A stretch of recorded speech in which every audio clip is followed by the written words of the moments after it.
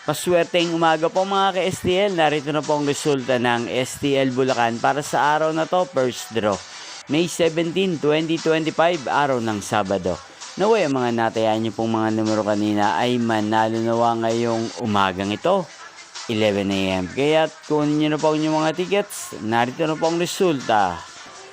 Ang mga numerong nanalo sa STL Bulacan ngayong umagang ito, May 17, 2025. 11 AM. First draw result 14 at 38 in exact order.